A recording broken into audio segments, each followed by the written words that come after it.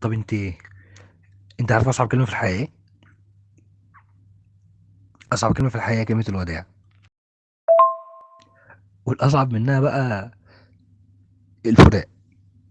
اه والله زي ما بقول لك كده الفراق من غير رجوع او حتى انك تقولي انذار انك هتمشي او هتديني علامات انك هتسيبيني وهتمشي لا. دي حاجه صعبه جدا. حاجه صعبه جدا لما حد يخرج من حياتك بعد ما امتلك كل حاجه فيك. انت بس ما امتلكتيش كل حاجه فيا، لا انت امتلكتيني انا، امتلكتيني انا شخصيا. حاجه صعبه جدا لما اتعلق بشخص ويبقى لحد ما يبقى جزء من روحك ويسيبك ويمشي. انت ما كنتش جزء من روحي، انت كنت روحي.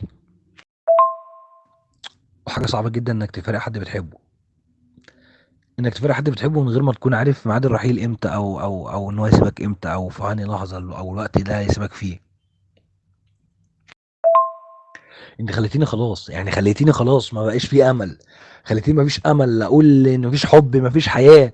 خليتيني اقول مفيش حياه بعدك، ولا خليتيني اقول ان مفيش حب ولا اعرف احب حياه تانية بعدك او اعيش حياتي من غيرك.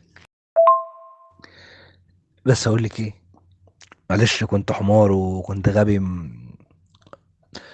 كانت السكينة سرقاني ساعتها، وكنت فاكر ان الحب هو كل حاجة، او فاكر ان انا خلاص كنت راسم حياتي عليك، وكنت فاكر ان هي دي، ان انت هتبقى مستقبلها وانت هتبقى حياتي.